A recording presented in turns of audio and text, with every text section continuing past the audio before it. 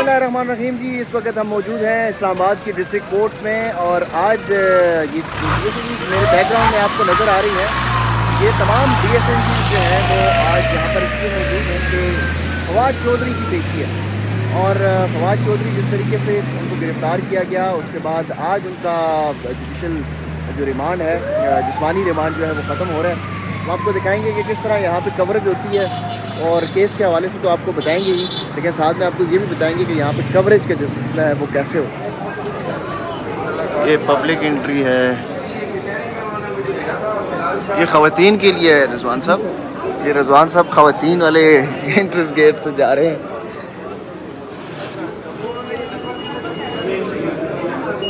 ये है इस्लामाबाद कचहरी के मनाज़र, आप देख सकते हैं। ये साइलिन की तादाद, वकला की तादाद, यहाँ पे किस तरह लोग जो हैं वो इंसाफ के मुतलाशी हैं, इंसाफ के लिए आते हैं। अब तो इस्लामाबाद कचहरी की हालत थोड़ी सी बेहतर हो गई है।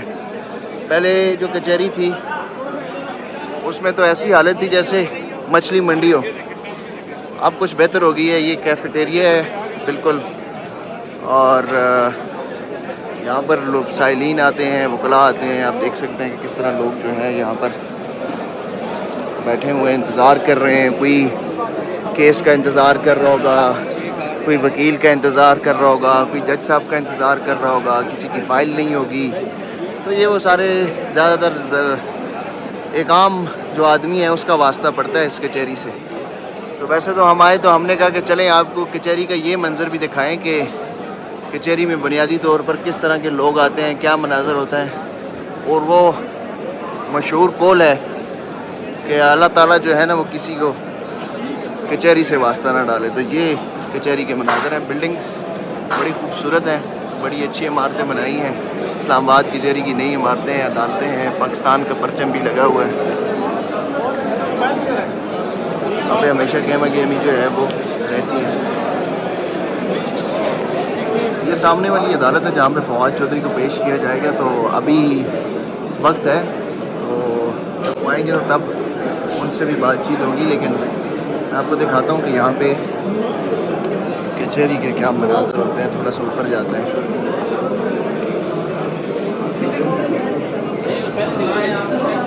चलो रखो ना। मुख्तलिफ अदालतें हैं, कोर्ट रूम्स हैं, इस तरह के कोर्ट रूम्स हैं, कॉरिडोर है, साइड पे जो है ना वो कोर्ट रूम्स हैं। ये एक गैलरी है, कॉरिडोर है, वेटिंग हॉल है। ये दरवाजे पे लिखा हुआ है वेटिंग हॉल।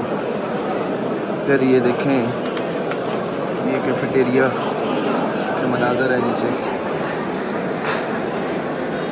ज़्यादातर आपको आम लोग नज़र आएंगे। साइलिन की एक बहुत बड़ी तादाद यहाँ पर आपको नज़र आएगी। और लोगों से भी कोशिश करते हैं बात करें, तो ज़्यादा लोग खुश भी नज़र नहीं आएंगे। इतने बिल्डिंग्स आप देख सकते हैं कितनी खूबसूरत इमारतें बनाई हैं। ये सामने वाला दूसरा ब्लॉक्स है, मुख्तलिफ ब्लॉक्स हैं इसमें, और मुख्तलिफ जो अदालतें हैं वो यहाँ पर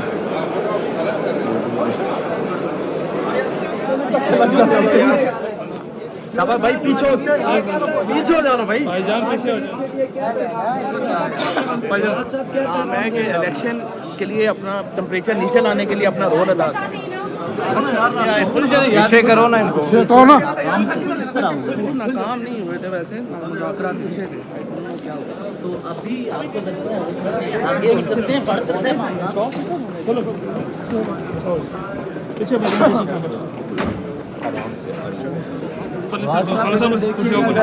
शीत परली तरफ हो जाओ, तू परली तरफ चल, तू परली तरफ, शाम परली तरफ चल।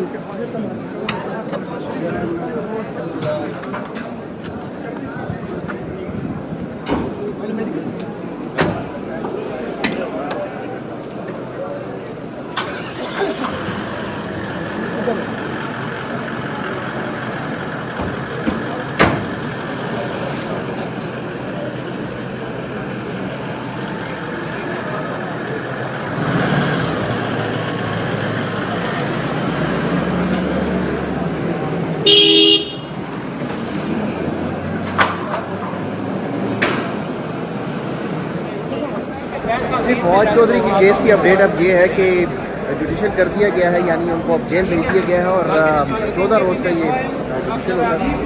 अब उनके जो लॉयर्स हैं उन्होंने फैसला किया है कि वो ज़मानत की दरख्वास्त जो है वो दायर नहीं करेंगे और उन्होंने ये फैसला किया है कि चलें साबित करें अगर हमारे ऊपर भी इल्ज़ाम है तो उस इल्ज़ाम को साबित किया जाए। इंटरेस्टिंग बात आज ये हुई है कि ना जो मुद्दई है या जिसने केस दायर किया है फवाद चौधरी के ख़िलाफ़, ना वो अदालत में पेश हो रहे हैं, ना प्रोसिक्यूशन की टीम पेश हो रही है, उनकी तरफ से कोई वकील पेश हो रहा है। सिर्फ इल्ज़ाम है और इल्ज़ाम की बुनियाद पर गिरफ्तारी भी हो गई है और अब वो जुडिशल रिमांड पे चले गए हैं। कानूनी तौर पर वो ज़मानत दायर करने की राइट तो रखते हैं, लेकिन अब उनके लॉयर्स ही कह रहे हैं कि वो ज़मानत जो है वो दायर नहीं करेंगे और ये सारी अपडेट है। आज उन्होंने अदालत के अंदर एक कार्टून भी दिखाया है और वो कार्टून जो है वो एक्सप्रेस ट्रिब्यून में आज पब्लिश हुआ है। वो कार्टून क्या होगा उस पर भी उसको भी आपको दिखा देते हैं। अभी आपकी स्क्रीन पर चल रहा होगा, ये कार्टून है जो आज फवाद चौधरी ने खुद दिखाया है और ख़ुद आज उन्होंने आर्ग्यूमेंट्स भी दिए। तो कचहरी से ये अपडेट है। अब हम यहाँ से निकलेंगे तो कोई और नई चीज़ देखते हैं। तो मामला ये है कि जो फवाद चौधरी हैं उनकी लीगल टीम ने उनको मशवरा दिया है कि आप ज़मानत ना लें और वो जुडिशल रिमांड पे तो चले गए हैं, जेल चले गए हैं। अब उनकी लीगल टीम ने उनको ये मशवरा दिया है कि ज़मानत की दरख्वास्त जो है वो दायर ना करें और उसकी बड़ी वजह ये है कि वो ये समझ रहे हैं कि अगर ज़मानत की दरख्वास्त दायर कर दी तो फिर दूसरे केस में किसी में गिरफ़्तारी का भी इम्कान है, ख़दशा है, क्योंकि इस वक्त जो सारी सूरत हाल है फवाद चौधरी के ऊपर भी वही है जो पाकिस्तान तहरीक इंसाफ के दीगर रहनुमाओं के ऊपर है। क्योंकि फवाद चौधरी जो है उनसे जो हमारी मुलाकातें भी हुई हैं और इसके अलावा जो मुख्तलिफ़ लोगों के साथ मुलाकातें उनकी हुई हैं उससे ये तासर मिला है कि वो दिल से जो है ना पाकिस्तान तहरीक इंसाफ अभी तक उन्होंने नहीं छोड़ी, तो इसीलिए उनके ऊपर दबाव शदीद डाला जा रहा है। आज उन्होंने कहा है कि अगर नवाज़ शरीफ इस तरह वज़ीर आज़म बन भी गए इस तरह के इंतखाबात के बाद तो वो क्या वज़ीर आज़म होंगे। तो बातें तो वो उसी तरह कर रहे हैं। अब देखते हैं कि उनका क्या मुस्तकबिल बनता है।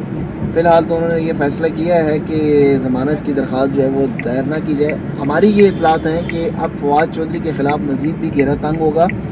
उनके ऊपर जो है वो एक लिल्ला जेलम इंटरचेंज है मोटरवे का, 130 किलोमीटर की वो मोटरवे है, उसके ऊपर भी नैब जो है ना वो केसेस बना रही है और जो कॉन्ट्रैक्टर है उसको और बाकी जो लोग हैं उनके ऊपर जो है वो ये दबाव डाला जा रहा है कि उन फवाद चौधरी के ख़िलाफ़ जो है वो बयान दें और उसके बाद ये सारा मामला जो है वो नैब की केस की भी तैयारी वो कर रहे हैं। फवाद चौधरी से भी हमारी बात हुई है, वो थोड़े से कमिटेड हैं। उन्होंने कहा जी बस अब जेल है तो जेल है, बस इलेक्शन अगर लड़ने पड़े तो जेल से लड़ लेंगे, जेल से भी तो इलेक्शन लड़ा जा सकता है, कोई ऐसा मसला नहीं है। तो ये सारी सूरत हाल है।